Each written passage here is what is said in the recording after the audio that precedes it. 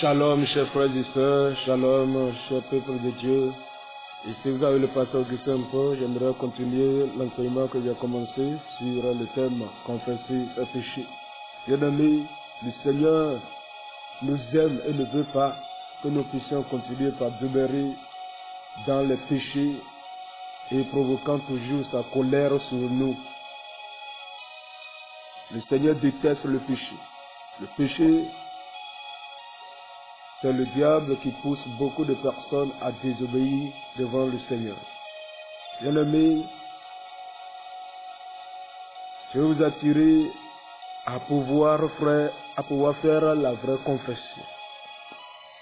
Nous allons continuer l'enseignement que nous avons déjà commencé sur le thème « Confesser ses péchés ». Quand nous parlons de la confession, c'est quoi? La confession, c'est l'action d'avouer ses péchés à un prêtre pour obtenir le pardon de Dieu. Aujourd'hui, beaucoup de personnes ont besoin vraiment d'avouer leurs péchés devant un homme de Dieu ou devant un serviteur de Dieu pour que le Seigneur puisse le pardonner. C'est la vraie définition. Et j'aimerais vous attirer votre attention que le Seigneur lui-même, par son Esprit Saint, vous entendra et vous écoutera lorsque vous déciderez, lorsque vous allez vraiment décider de confesser vos péchés, de faire la vraie confession. Et quand nous parlons de la vraie confession, il y a des confessions qui ne sont pas vraies.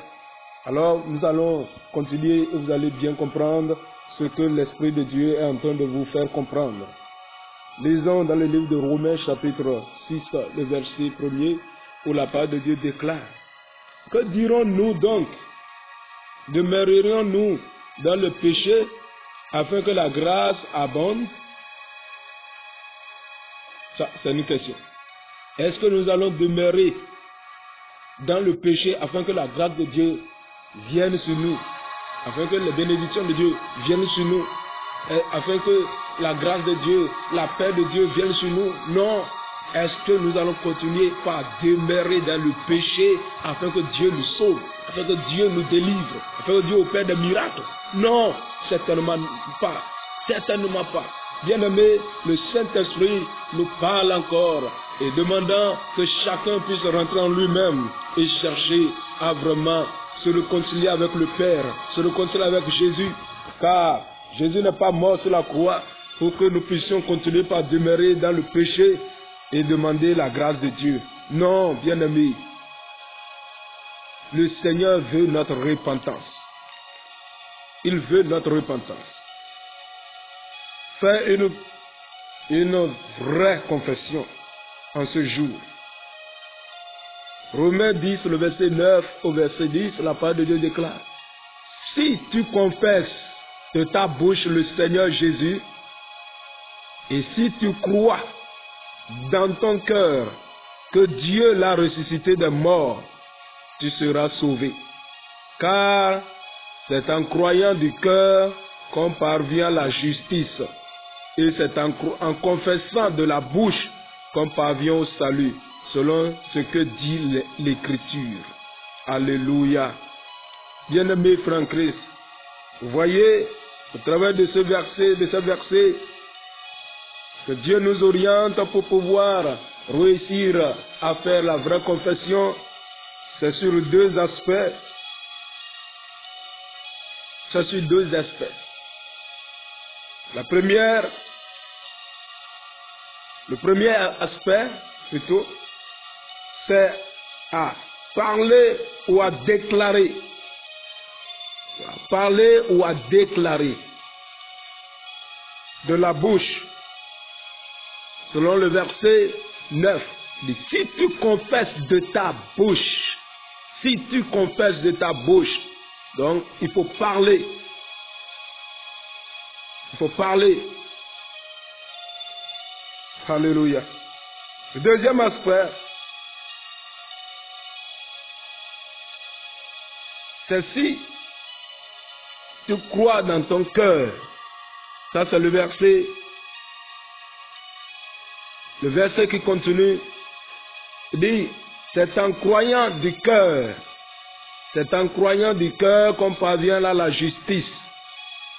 Voyez-vous, le verset 10 qui le déclare, c'est en croyant du cœur, ça c'est le deuxième volet, deuxième aspect, pouvoir avoir vraiment une repentance sincère.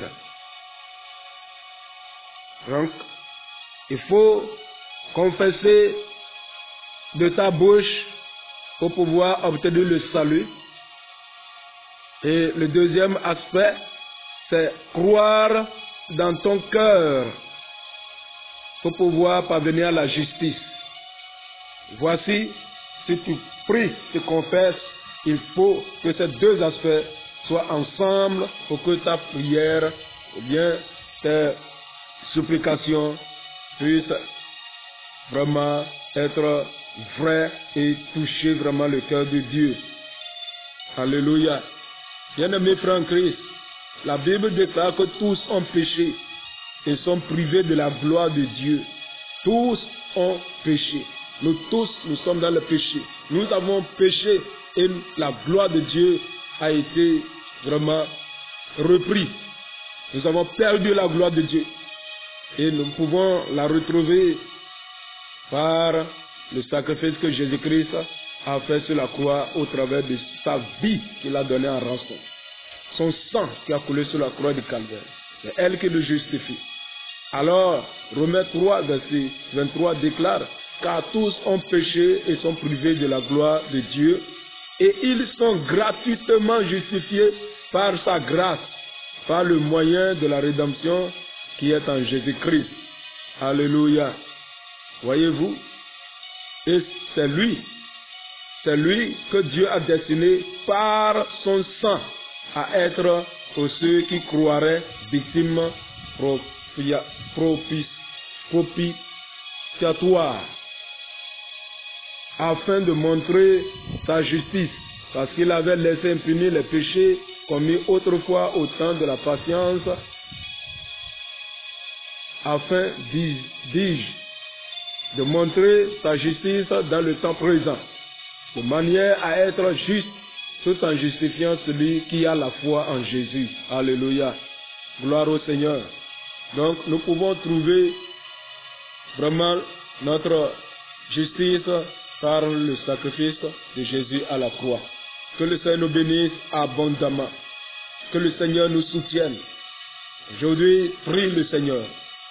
Cherche un endroit pour vraiment te consacrer et demander vraiment que le Seigneur te pardonne.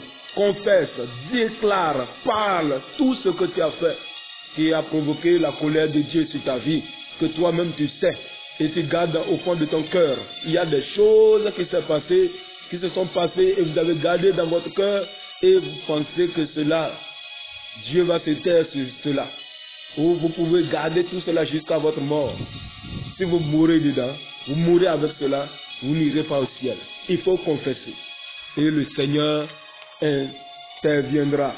Alors, si tu confesses, crois que le Seigneur Jésus-Christ est devant toi et que tu es en train de confesser. Crois sa présence et parle au nom de Jésus-Christ. Alors, je vais m'arrêter ici. Prochainement, nous allons continuer pour vous montrer de la manière comment faire la vraie repentance, pour que le Seigneur puisse exaucer votre prière de confession. Que le Seigneur nous bénisse abondamment. Amen. Alléluia.